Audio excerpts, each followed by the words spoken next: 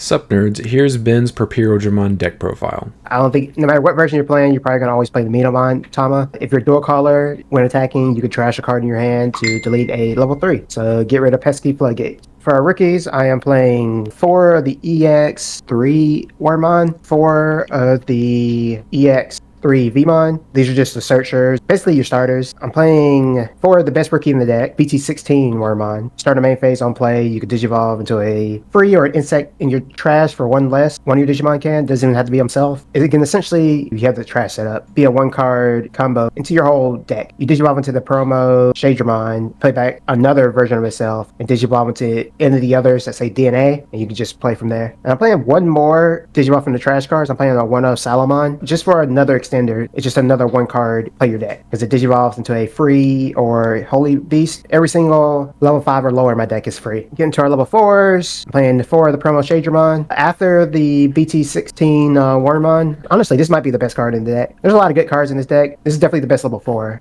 When Digivolving, you can play a Worm or Vmon from your trash suspended, and also has the Inheritable on deletion, play a Worm or Vmon from my hand suspended. It's a DNA deck, so you need 2 bodies, and this gets you your second body fairly cheaply, and this deck doesn't care about passing memory to Digivolve and attack. Playing 3 Shadramon and 3 Flamedramon. These essentially are the same card, except one's red, one's purple. The reason why I'm playing these is because I like the end of turn DNA. I want my stack to always have the promo Shadramon and the end of turn DNA effect. That way I can always guarantee that I can Digivolve into Dino B and keep going from there. Getting to our level 5s, I'm playing 4 of the BT16 Dino Bmon. This is the best level 5. Honestly, I can't tell which one's the best card of all of these because they're all really good. I guess that's the reason why the deck's so good. When Digivolving, if you DNA, you can play a level 5 or lower from your trash, so it gets you your second level 5 for the end of turn DNA off the Flamedramon. You can play a Digimon from your trash, and then you may give one of them Rush. And if you give them Rush, it has to attack a player. You can attack by effect here. End of turn, you can DNA and go to your Mega, which can then attack again. So you can get a lot of swings in this deck from essentially 1 card if you have the right trash setup. Playing 2 BT20 Dino Bmons. This is a purple deck. Recursion up from your trash is always going to be good. You're always going to have stuff in your trash. And this card is really good at repicking up your Imperial or whatever piece you need. Like sometimes I'll have BT16 Dino B in the trash, I'll pick that up. Sometimes I'll have a BT16 Wormmon, I'll pick that up. Just depends on what I need in my hand, and this is really good. It also has an all turns if you would be bounced. 2 of your Digimon made DNA, bounce back to hand or bottom deck. Another extender I'm playing 2 of the old EX3 Imperialdramon. It's essentially the same as the Dino B, except this one can only play back Dino Bs from your trash. You don't get to attack, but you do get to play a second level 5, which lets you go into the DNA end of turn. It's mostly just an extender, an inheritable plus 1 security attack. I didn't mention it on the Dino B. The inheritable, this Digimon doesn't check security effects. I'm playing a 1 of BT20 Imperialdramon. I know a lot of people switch the ratios of the Imperial and Dino B, but I feel like this one doesn't come up nearly as much as recursion and not checking options. Essentially, this deck has no trouble doing damage. It does have on play, give one of your Digimon piercing plus 4k. So if you do play this back, you can make your whatever you swing with juice. This also has the all turns. If one of your Dino B or Imperialdramon will be deleted, 2 of your Digimon can DNA. The only thing you have to worry about with this effect is if you swing in security and you check and they will die in security and you use this effect to DNA, you're still in the middle of a battle because the all turns is triggering off the result of the battle, so the battle is still progressing. So the subsequent Imperial you DNA into can't attack because you're still in the attack. Get into our Dragon modes. I'm playing 4 of the old Dragon mode. When DNA, your opponent choose one of their Digimon, you delete the rest, and then you may Blitz. And when you attack, you'll gain 2k, and you may Digivolve into a fighter mode in your hand. Yeah, I'm playing 1 more Dragon mode. The Ace, when you Digivolve, you kill on 11k, no matter what. And if you DNA, you can Digivolve to a fighter mode from your hand or trash, and this doesn't play the cost. It's a really good option when you're sitting on a Dino B, or you don't want to end the turn, Digivolve into this other Dragon mode. Just sit on some trap cards, essentially, because this deck has very little defensive plays other than the Ace and the fighter mode I'm about to bring up. This is probably the new best Mega in the deck. It has a really powerful floodgate effect. When you Digivolve into this, your opponent can't play Digimon or Tamers by effect until the end of their turn. Then if you have Dragon mode in the source, you trash their top security. In all turns, when your opponent's security is removed, you can delete 1 Digimon with its DP or less. So essentially, if you go into the Dragon mode and then go into fighter mode, you're pretty much clearing boards unless they have something that's bigger than 17, because I think 17 is usually the cap in my deck. He has raid and piercing. The only thing that sucks is you attack with the dragon mode, so you can't raid because this Digimon didn't see the attack to raid. And I'm playing one more fighter mode. I'm playing the fighter mode Ace from BT21. You bottom deck one of their Digimon with as many or fewer sources as this card, and has end of attack if you have dragon mode in the source. You can unsuspend and bottom decks again. So it's just a really good option if I sit on like a dragon mode and they attack. This is also another defensive play. Basically, I'm playing these two aces just to have some defensive capability. Getting into our Tamers, I'm playing 4 analogs, just the best purple Tamer ever. I was surprised they didn't hit this because this card is busted. Yep. Calling from Darkness, pick up stuff from trash. The most important thing in this deck though is self-delete. Once you get to your fighter mode, he kind of just sits there, but if you delete him, you can float back into the BT16 Wormmon, and if you have the right trash setup, Digivolve right back up into another fighter mode, and that usually is enough to win the game. If your fighter mode sticks and you kill it, you essentially win the game. So I play 2 ways of killing it. I also play a Pandemonium Flame, delete one of my Digimon, and then delete one of my opponent's unsuspended Digimon that level or lower. In security, it does delete an unsuspended Digimon, which might come up, so it might be another way of like having unexpected defense in your deck. But this deck is mostly gas. Then my last 3 cards are 3 Great Memory Boosts. Once we get the purple red card, I replace this with that one. But essentially as a purple or green card, the only reason why I'm playing this over purple memory boost is because I'm playing the ace. So this is one more card it can add to my hand because it's green. Bad thing about this card is it bottom decks your red cards, your Flamedramons, and your Vmons. So overall, it's a really strong deck. I think ever since I've ever played this deck, I've never gone worse than X1. They're easily one of the best decks of the format, and I think it has a really good matchup into Royal Knight. Some people probably know I wasn't playing any of the new X Vmons or the Stingmons. I haven't had a moment where I was like, I wish I had this one over this one because I've never had to kill more than one Floodgate. I want that really good end of turn DNA inheritable as much as I can see it. Also, I don't like missed memory boost. I don't like randomly milling 2 cards and drawing 1 card. I've never liked it. I'm not a big fan of playing it in general. Virus Imperial.